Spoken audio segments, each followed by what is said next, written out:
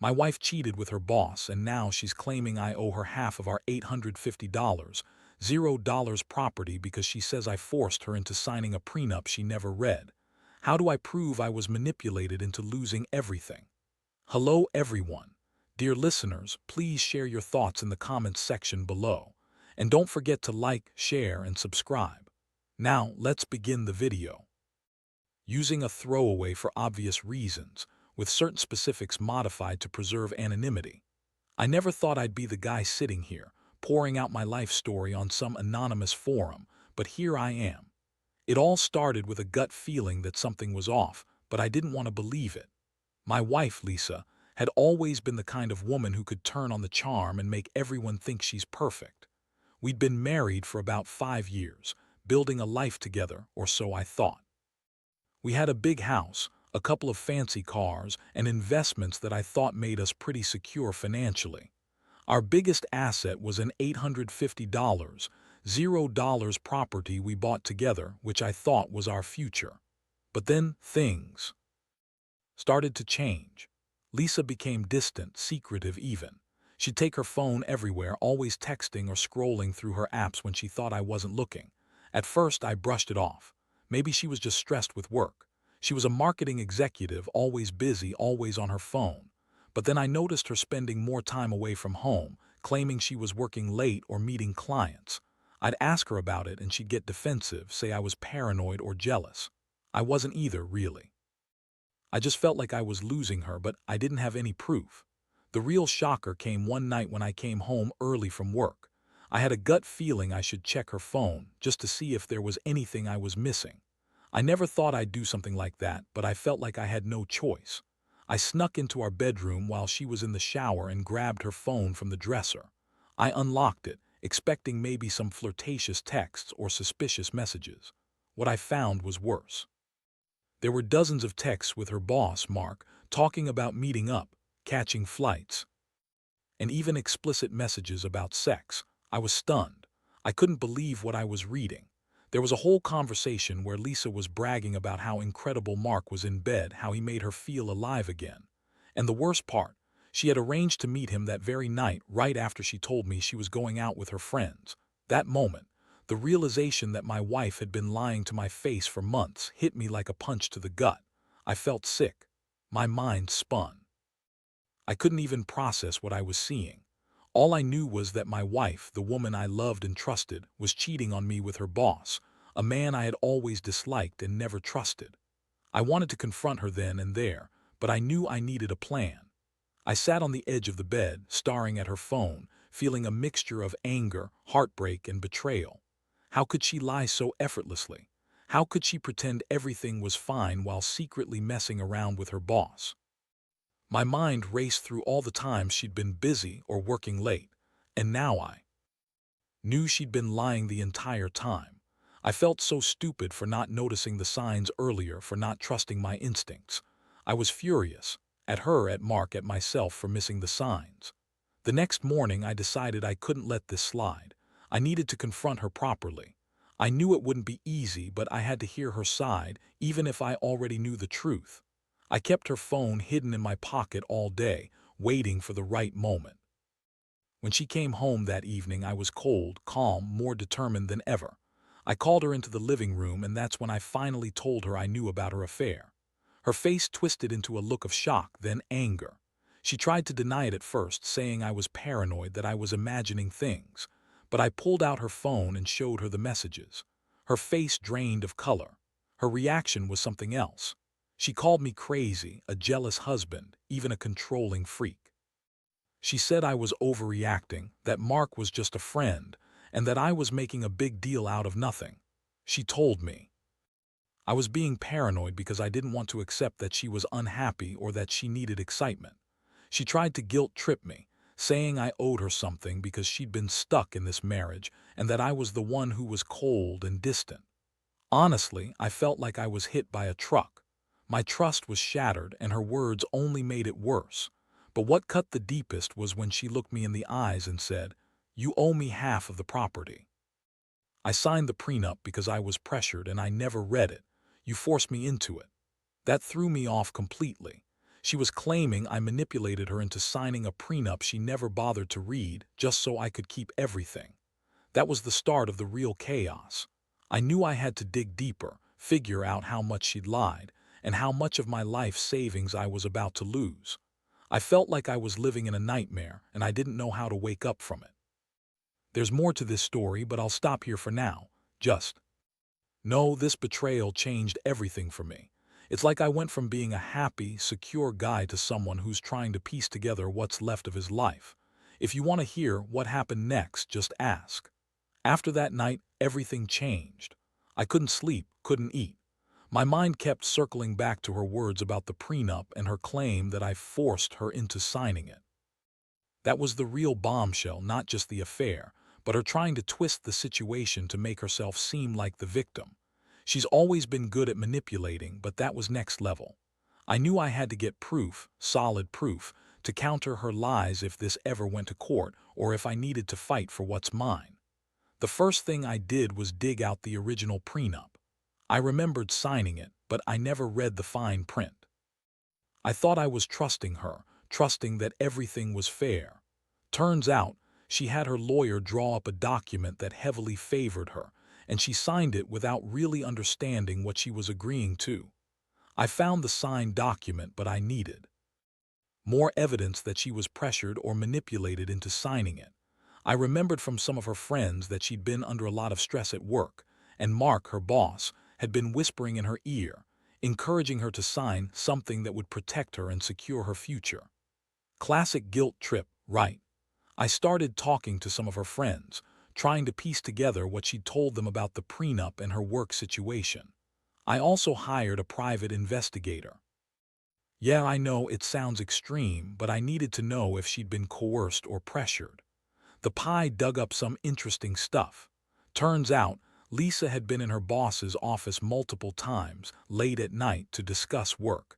But witnesses saw her leaving his building after hours, her makeup smudged, hair disheveled. It looked like more than just work meetings. The pie also found out that Mark had been pushing her to sign the prenup, claiming it was best for her future. But he was really just trying to keep her assets protected for himself. Meanwhile, Lisa kept lying, pretending everything was fine, acting like I was overreacting. She even tried to turn the tables, accusing me of being paranoid, saying I was insecure. She threw tantrums, called me controlling, said I didn't trust her. Every time she did that, I felt a mix of anger and heartbreak. How could she lie so effortlessly? How could she pretend she hadn't been sneaking around behind my back? The more I uncovered, the more furious I became. I found out she'd been secretly meeting Mark in hotel rooms, sometimes even staying overnight. I had proof of hotel reservations, receipts for gifts she bought him, even photos from security footage showing her sneaking out of their office building. The biggest shock was the bank statements. I pulled her financial records, and what I saw made my blood boil. She'd been funneling money to Mark, secretly transferring funds, probably as hush money or for some kind of affair hush-up.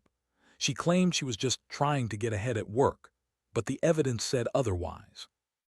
She'd also been draining our joint account, buying herself new clothes, luxury accessories, and even paying off her credit card debt, all on my money.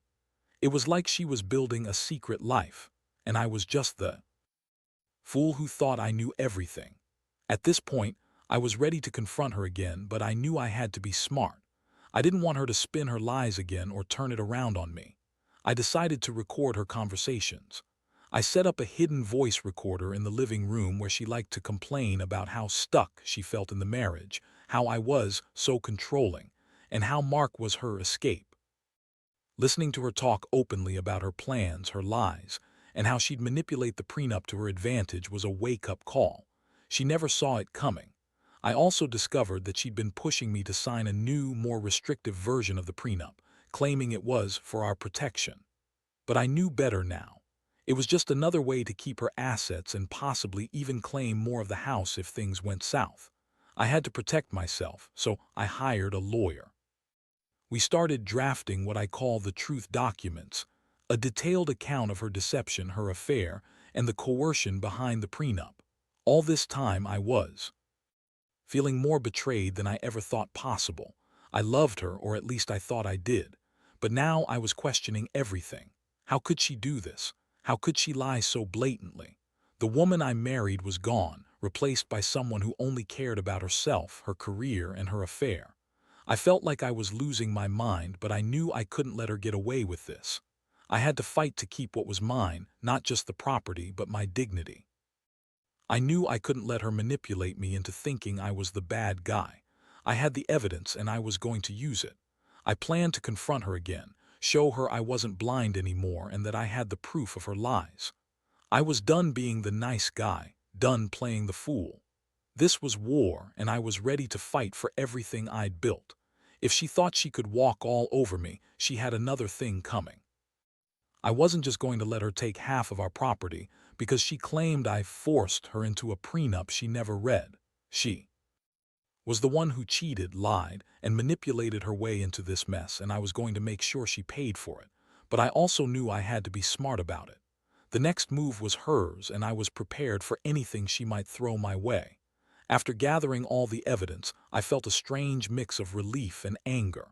I had finally turned the tables, and now I knew exactly how deep her lies went. I didn't sleep much that night. Instead, I went over everything in my head, trying to figure out the next steps.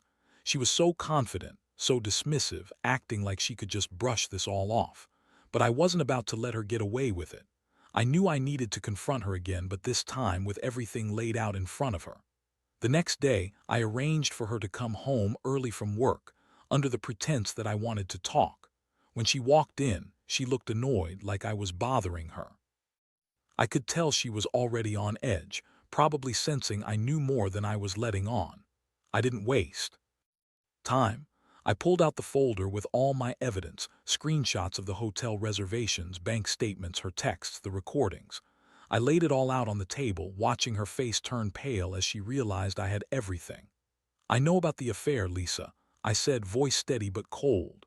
"I know about Mark, the hotel stays, the money transfers, everything. You lied to me, cheated on me, and now you're trying to manipulate the situation to get half of everything we own. That's not happening." Her eyes widened in shock, then quickly turned into a sneer. "You're crazy. You're just trying to control me. I never cheated on you. You're paranoid and you're just jealous because I'm successful and you're not."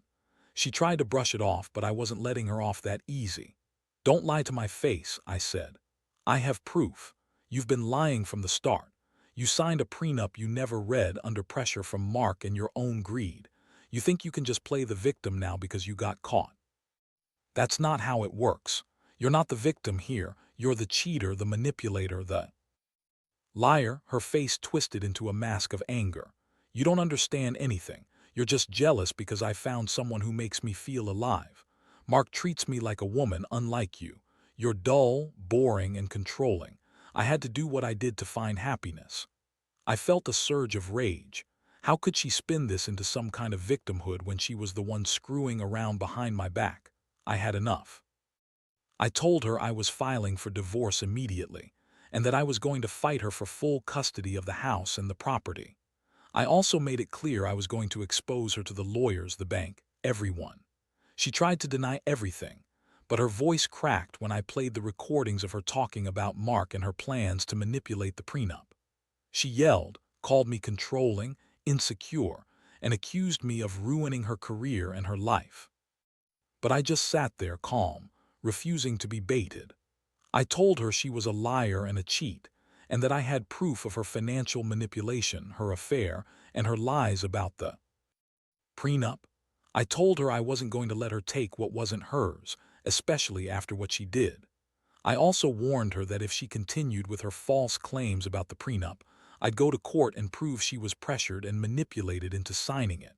She stormed out of the house, slamming the door behind her, screaming about how I was ruining her life. I knew she was trying to spin it all, but I had what I needed. I contacted my lawyer right after she left, and we started preparing for the divorce, custody battle, and property division. I still couldn't believe how much she'd lied, how she'd betrayed me, and how she thought she could just walk away with half of everything because she was forced to sign a prenup she never read.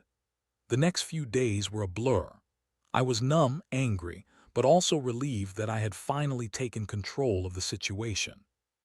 I knew that the fight wasn't over, but I also knew I had enough evidence to expose her lies and protect what was mine. I kept replaying her words, her sneers, her lies about Mark, about the prenup. It all made me realize how much I'd been blind, how I'd trusted her even when my gut told me otherwise. I also started questioning everything about our marriage. Was I really happy? Did I ever really know her? Or was I just fooling myself into thinking everything was perfect?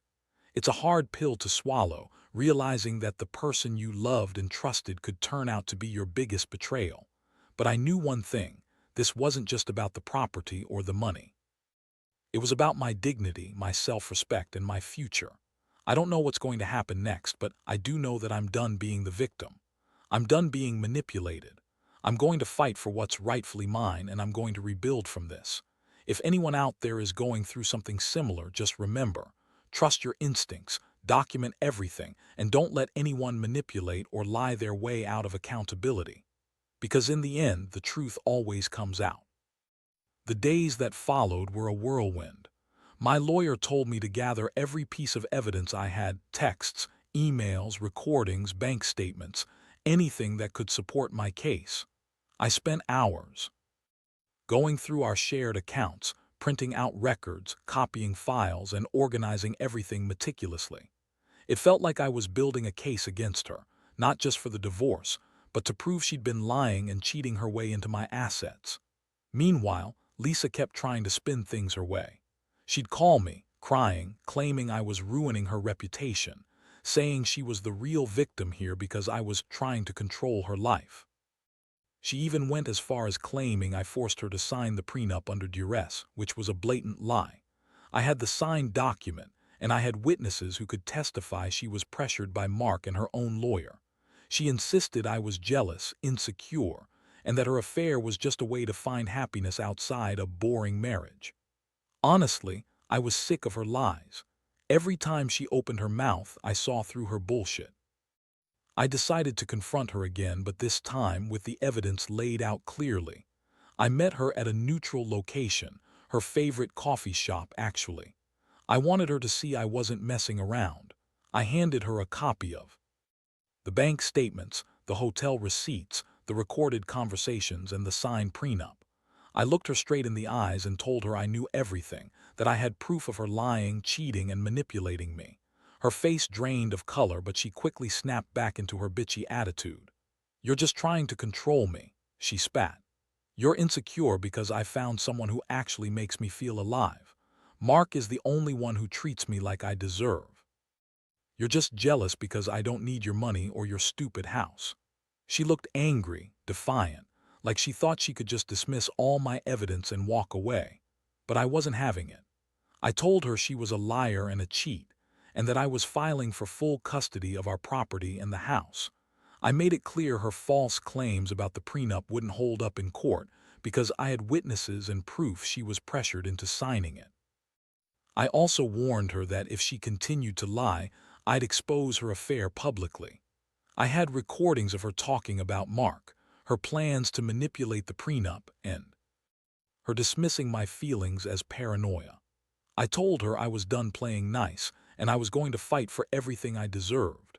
Her reaction: she yelled, called me a controlling asshole, and said I was ruining her life because I was jealous and insecure. She accused me of trying to keep her from finding happiness, but I saw right through her act. Behind that angry facade, I knew she was panicking. She knew I had her dead to rights. She tried to threaten me, saying she'd take me to court and claim I was abusive, but I had nothing to hide. I knew her game. The next day, I officially filed for divorce. I also filed for full custody of our house and the property, citing her infidelity, her lies about the prenup, and her financial manipulation. I had a feeling she'd try to fight dirty, so I made sure to have everything documented. I also contacted the bank to freeze any suspicious transactions and to secure our assets. I wasn't going to let her drain the account or hide money again. Meanwhile, she started to escalate her threats. She told mutual friends that I was abusive and controlling, trying to turn them against me. I didn't care. I knew her game. She was desperate to save her reputation, but I wasn't going to let her. Every new lie she told, every new accusation just made me more determined. I had the truth and I was going to use it. The most infuriating part was her constant denial. She kept insisting she never cheated, never manipulated the prenup, and that Mark was just a business associate. But I had the evidence to prove otherwise. And I was about to show everyone, including the court, how she'd lied, cheated, and tried to manipulate her way into my assets. I realized that her behavior was classic narcissistic manipulation. She wasn't interested in the marriage or the truth, only in what she could get out of it. I felt a mix of disgust and pity. Disgust for what she'd done, and pity because I knew she'd never take responsibility for her actions. She was always the victim, always the one getting hurt, never the one to admit fault. I also started to think about my future. I realized I'd been living in her shadow for too long, trying to keep everything smooth for the sake of the marriage. But now, I saw how her lies and betrayal had cost me everything I worked for. I was angry, but I was also determined. I'd fight for my rights and rebuild my life from scratch if I had to. I was done being a victim. From now on, I'd be the one in control. If she thought I was going to roll over and let her walk away with half my property after everything she'd done, she was dead wrong. I had plans, big ones, and I was going to make sure she paid for her lies. This wasn't just about money or property anymore. It was about respect, dignity, and justice. And I wasn't going to stop until I got it. The legal process moved faster than I expected, probably because I had everything lined up so meticulously. My lawyer filed the divorce petition, along with the motion to contest her claims about the prenup and her financial manipulation. I made sure to include all the evidence: text messages, recordings, bank statements, hotel receipts. I wanted the court to see the full picture: how she lied about everything, how she cheated, and how she tried to manipulate the property division. Her reactions grew more frantic. She started making scenes, showing up unannounced at my house, banging on the door, crying, screaming about how I was destroying her life. She told mutual friends I was abusive and controlling, trying to paint herself as the innocent victim. But her lies didn't hold up anymore. I had her recorded admitting to her affair, talking about how she'd been planning to secure her future with Mark, and how she'd been pushing to sign a new prenup that heavily favored her. I even had her lawyer's emails pressuring her to sign the documents quickly, claiming it was best for her career. One day, I had enough. I told her she needed to leave the house for good. I didn't want her around my kids, my property, or my peace of mind. She threw a tantrum, calling me a monster, saying I was ruining her reputation and her chances at a new life. I just looked at her coldly and said, "You betrayed me, lied, cheated, and manipulated everything. You're not coming back here. I have everything on record and I'm not letting you take what's mine." The court dates came quickly. I was nervous but confident in my evidence. When the hearing finally happened, I saw her trying to look innocent, but I knew better. The judge listened carefully to both sides, reviewed all the evidence, and asked tough questions. I presented my case clearly: the affair, her lies about the prenup, her financial manipulation, her attempts to claim half the property under false pretenses. I also called witnesses, our friends, her lawyer, the PI, who all confirmed her manipulative behavior. Lisa's lawyer tried to spin her story, claiming she was coerced into signing the prenup, that she was under duress, and that her affair was just a moment of weakness. But I hit back hard. I had the recordings, the bank statements, and the witnesses. I argued that her claims were lies, that she had planned this all along, and that her behavior was a clear breach of trust. In the end, the judge ruled in my favor. The prenup was deemed valid because she hadn't proven coercion or duress, and her affair was considered a breach of the marriage vows. The judge awarded me full custody of the house and the property, and I was granted a fair division of our assets based on the evidence. Lisa was furious, shouting and crying, but the judge didn't waver. It was a decisive victory, and I felt a huge weight lift off my shoulders. Of course, Lisa didn't go quietly. She continued her tirades, claiming I was a terrible husband, accusing me of controlling her and ruining her life. But I knew the truth. I knew I'd done everything I could to protect myself and my assets. The court had spoken and justice was served. I finally felt like I could breathe again, like I could start over. The aftermath was a mix of relief and pain. I moved out of the house, leaving her behind. I started focusing on my kids, my work, rebuilding my life. I still couldn't believe how much I'd been blindsided, how she'd lied and betrayed me.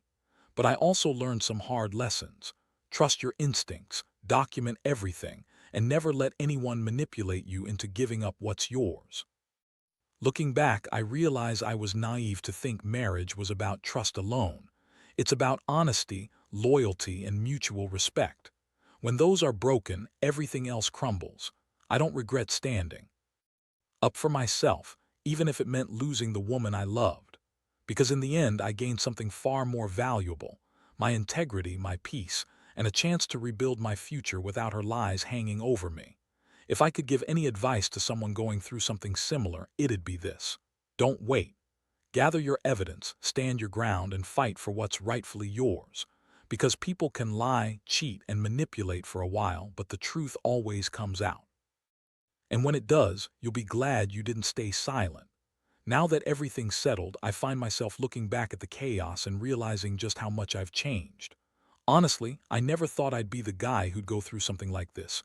Betrayal, lying, manipulation. It's like a nightmare I couldn't wake from. But I did wake up. I see now how blind I was for so long, trusting her when her actions clearly spoke otherwise. I used to think love was enough, but it's not. Trust is everything, and once that's broken, nothing else can really hold the pieces together. Getting through the divorce and the legal fight was exhausting, no doubt about it. But in a strange way, I'm grateful for it. It forced me to see the truth about my marriage, about her, and about myself. I learned to stand up for what I deserve, to protect my interests, and to never let someone manipulate me again. The process was messy, full of tears, anger, and frustration, but ultimately it was a wake-up call. I realized I'd been living in a fantasy that wasn't real, clinging to a dream that was built on lies. Now I'm slowly rebuilding my life. I've moved into a new place, one that I picked out myself. I'm focusing on my kids, making sure they feel loved and safe after everything that happened. I've started therapy to deal with the emotional fallout, because honestly, it's not just about the property or the betrayal. It's about trusting again, healing from the pain, and learning how to love myself again. I've also started investing in new hobbies, things I used to put aside, like working out, traveling, and reconnecting with old friends. It's not easy, but it's necessary. Looking back, I realize the biggest lesson I learned is that no matter how much you love someone, you can't ignore the warning signs. The secretive behavior, the late nights, the dismissive attitude, those were all red flags I brushed off because I wanted to believe in her, in us. But love isn't enough if honesty and respect are missing. I should have trusted my instincts more, stood up for myself earlier, and demanded honesty from the start. As for her, I don't harbor hatred or bitterness anymore. I've come to understand that some people are just selfish, manipulative, and incapable of real loyalty. That realization hurts, but it's also freeing. I've learned to let go of the anger, to forgive myself for trusting her, and to focus on building a better future for myself and my kids. I hope she finds whatever she's looking for, though I seriously doubt it, because she's going to need it.